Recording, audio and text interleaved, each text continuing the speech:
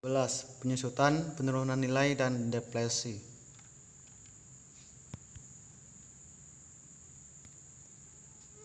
Setelah mempelajari bab ini, Anda harus mampu 1. Menjelaskan konsep penyusutan. 2. Mengidentifikasi faktor-faktor yang terlibat dalam proses penyusutan. Yang ketiga, membandingkan metode penyusutan, aktivitas, garis lurus, dan beban menurun. Dan yang keempat, menjelaskan metode penyusutan khusus. Yang kelima, mengidentifikasi alasan mengapa metode penyusutan tertentu dipilih. Yang keenam, menjelaskan masalah akuntansi yang berhubungan dengan penurunan nilai aktiva. Yang ketujuh, menjelaskan bagaimana properti pabrik dan peralatan sumber daya alam dilaporkan dan dianalisis. Konsep penyusutan atau depresi. Penyusutan dimaksudkan sebagai alokasi biaya atau kos atau harga perolehan. Penyusutan bukanlah metode penilaian. Penyusutan melibatkan alokasi kos aset berwujud dalam beban secara sistematis dan dengan cara yang rasional ke dalam beberapa periode dari manfaat yang diperoleh karena pemakaian aset yang dapat disusutkan. Faktor yang perlu diketahui dalam proses penyusutan. Pertanyaannya harus dijawab. 1. Dasar penyusutan apa yang akan digunakan untuk aktiva. Yang kedua, berapa masa manfaat aktiva. Dan yang ketiga, metode penyusutan apa yang paling baik untuk aktiva ini.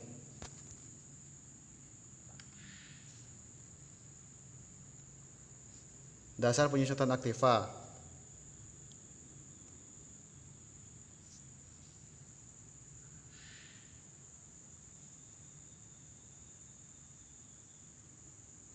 Dasar penyusutan aktiva adalah jumlah rupiah atau dolar yang berhubungan dengan penyusutan.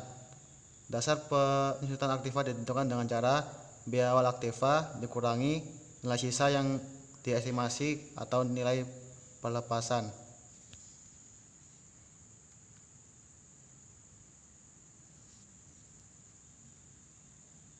Estimasi umur pelayanan jasa. Yang pertama, umur pelayanan aktiva dan umur fisiknya tidak sama.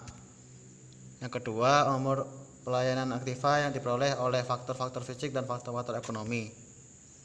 Yang ketiga, faktor ekonomi terdiri dari ketidaklayakan aktiva tidak memenuhi keperluan saat ini, penggantian dengan aktiva yang lebih baik, dan yang ketiga, keusangan oleh faktor-faktor lainnya. Tinjauan terhadap metode penyusutan. Metode penyusutan terbagi menjadi dua, yaitu metode penyusutan akuntansi keuangan dan penyusutan pajak. Metode penyusutan akuntansi keuangan terbagi menjadi 4, yaitu aktivitas, dan yang kedua garis lurus, yang ketiga beban menurun, dan yang keempat metode khusus. Beban menurun ada 2, yaitu saldo menurun, dan yang kedua jumlah angka tahun. Sedangkan metode khusus ada 2, yaitu metode gabungan dan metode hybrid. Penyusutan metode garis lurus merupakan fungsi waktu bukan pemakaian, menghasilkan jumlah beban penyusutan yang sama selama periode tertentu. Dan yang ketiga, beban penyusutan dihitung dengan cara harga perolehan dikurangi nilai sisa dibagi estimasi masa manfaat.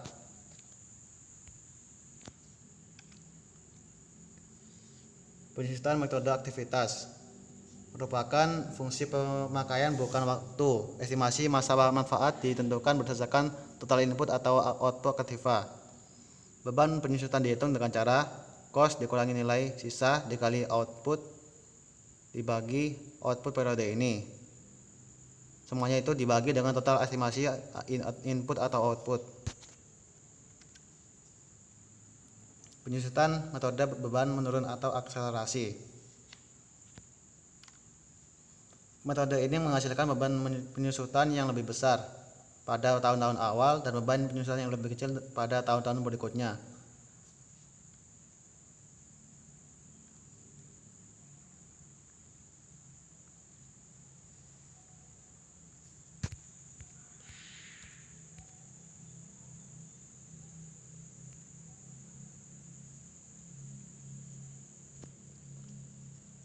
Ada dua metode penyusutan beban menurun.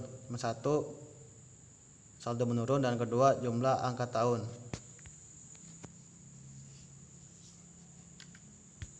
Penyusutan metode saldo menurun. Pertama, nilai sisa tidak dikurangkan pada saat menghitung dasar aktiva yang dapat disusutkan.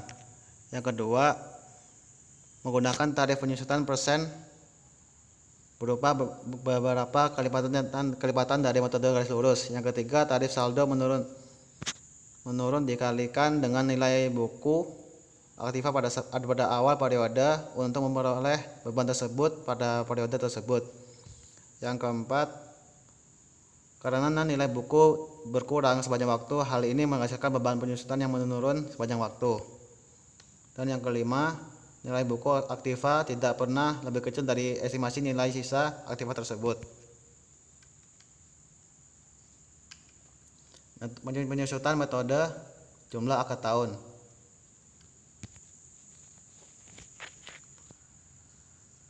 Pecahan atau fraksi dikalikan dengan dasar penyusutan untuk memperoleh beban penyusutan setiap periode akuntansi. Fraksi tersebut terdiri dari satu, numerator atau pembelang, sama dengan adalah angka tahun sesuai dengan masa manfaat aktiva sesuai dengan data pada awal periode akuntansi. Nomor 2, denominator, jumlah angka tahun sesuai masa manfaat aktiva tersebut.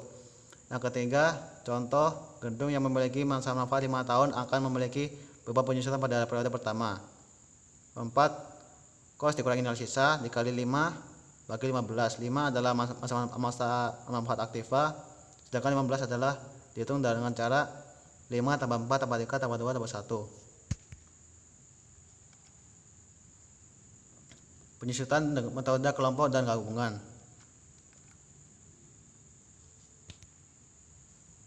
Metode kelompok diterapkan pada sekumpulan aktiva yang memiliki sifat yang sama.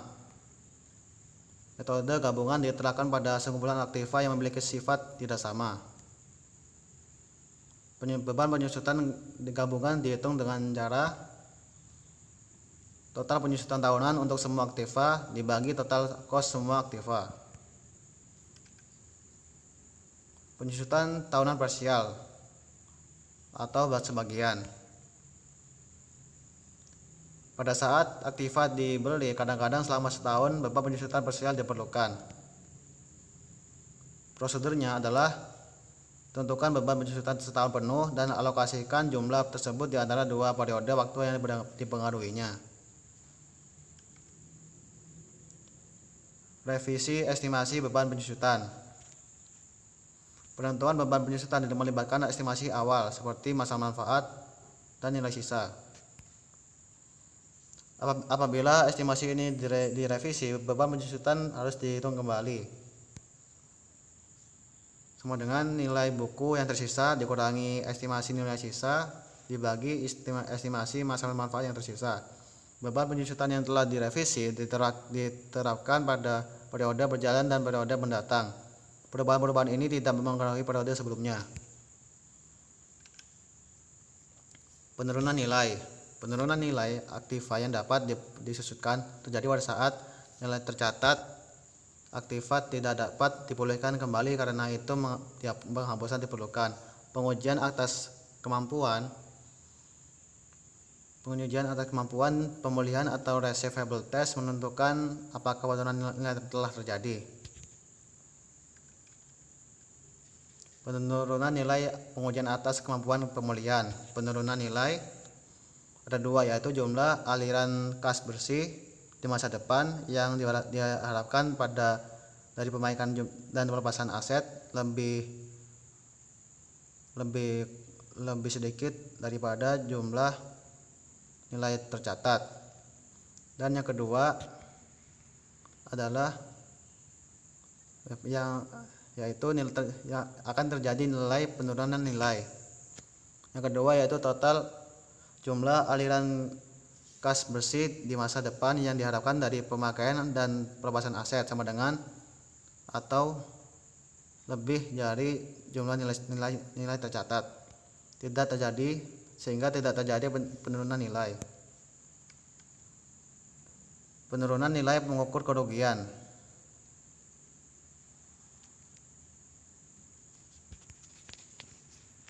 Penurunan nilai telah terjadi. Tentukan kerugian penurunan nilai. Apakah pasar aktif masih ada untuk aktiva tersebut? Jika ya, kerugian sama dengan nilai tercatat dikurangi nilai wajar aktiva.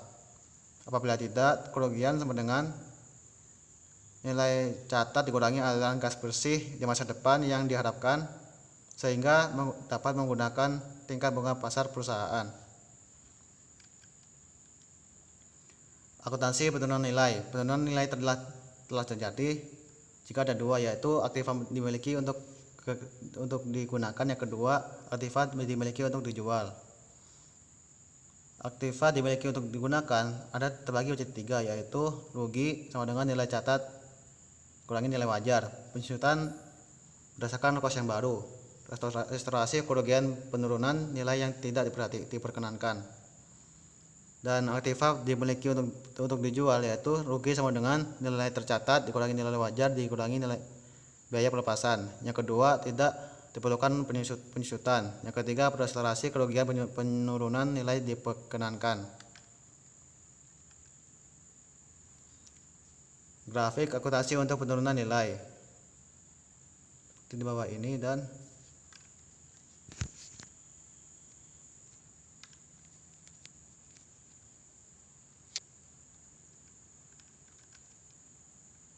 depresi merujuk pada penghapusan sumber daya alam atas dasar cost seperti tambang minyak hasil hutan. Perhitungan beban depresi per unit sama dengan cost estimasi kurangi nilai estimasi nilai sisa dibagi total estimasi nilai unit yang tersedia. Cost per unit ini dikalikan dengan jumlah unit yang diperoleh selama periode tertentu untuk memperoleh beban depresi pada periode itu. Masalah khusus depresi. Kesulitan dalam mengestimasi cadangan yang dapat dipulihkan. Yang kedua, aspek pajak dari sumber daya alam. Yang ketiga, masalah-masalah dalam nilai penemuan. Yang keempat, akuntansi untuk dividen likuidasi. Sekian dari saya. Assalamualaikum warahmatullahi wabarakatuh.